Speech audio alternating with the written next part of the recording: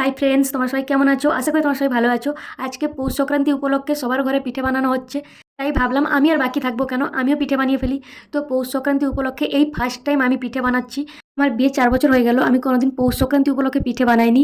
মানে কোনো কিছু উপলক্ষে করে আমি পিঠে বানাই না, সেভাবে পিঠে বানাইনি। 1-2বার পাটিসাপটা পিঠে বানিয়েছি বিয়ের পরে। আজকে প্রথম বানাচ্ছি পৌষ সংক্রান্তি উপলক্ষে পিঠে। অ্যাকচুয়ালি আমার নিজের একার জন্য পিঠে বানাতে ভালো লাগে না, আর বিশেষ করে এই পাটিসাপটা পিঠেটা আমি একটু খেতে ভালোবাসি। বাট এই পাটিসাপটা পিঠেটা আমার ভাইও খেতে খুব ভালোবাসে। তো বিয়ের আগে আমি অনেকবার পাটিসাপটা পিঠে বানিয়েছি বাড়িতে, কিন্তু এই পাটিসাপটা পিঠেটা বিয়ের পর আমি বানাই না, কারণ আমার মন খারাপ হয়। অ্যাকচুয়ালি আমার বাড়ির কথা মনে পড়ে যায়, বিশেষ করে আমার ভাইয়ের জন্য খুব মন খারাপ হয়। আমার ভাই পিঠের মধ্যে সব থেকে পাটিসাপটা পিঠেটাই খেতে বেশি ভালোবাসে। বাবা মাও পাটিসাপটা পিঠেটা খেতে ভালোবাসে। অ্যাকচুয়ালি আমার বাবার প্রিয় পিঠে হচ্ছে পুর পিঠে, কিন্তু আমার মা ভাই এরা পাটিসাপটা পিঠে খেতে খুব ভালোবাসে। আমিও পাটিসাপটা পিঠে খেতে খুব ভালোবাসি, তাই বিয়ের আগে আমি পাটিসাপটা পিঠেটা বানাতাম। যেহেতু আমার মা কোনো কিছু সেরকম পিঠে বানাতে পারে না, তো আমার দিদা যখন বেঁচে ছিল তো দিদা সব রকম পিঠে বানাতো। দিদা মারা যাওয়ার পর আমি বিয়ের আগে কম বেশি পিঠে বানাতাম বাড়িতে। এখন তো আমার বিয়ে হয়ে গেছে, তো বিয়ের পরে আমি আর বাবা মা ভাইকে পিঠে বানিয়ে খাওয়াতে পারি না। আর বিয়ের পরেও পিঠে বানাই না, এই কারণে আমার হাজব্যান্ডও পিঠে খেতে সেরকম ভালোবাসে না। তো আমি আর নিজে একার জন্য পিঠে বানাতে ইচ্ছে করে না। আর বিশেষ করে আমার ভাইয়ের জন্য আমার পিঠে বানিয়ে খেতে ইচ্ছে করে না, যেহেতু আমি বড় দিদি, আমি পিঠে বানিয়ে খাবো, আমার ছোট ভাইটা কি খাচ্ছে?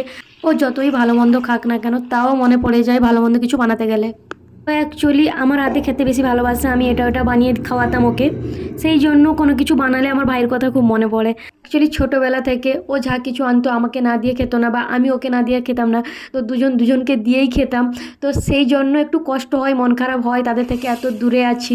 পিঠে বানাতে গিয়ে বাড়ির কথা মনে পড়লো, তাই তোমাদের সাথে শেয়ার করলাম। আচ্ছা, আমার মতন তোমাদের কার কার এইরকম ভালো কিছু বানাতে গেলে বাড়ির ভাই বলো বা বাবা মা বলো, এরকম বাড়ির কথা মনে পড়ে, অবশ্যই তোমরা জানাবে।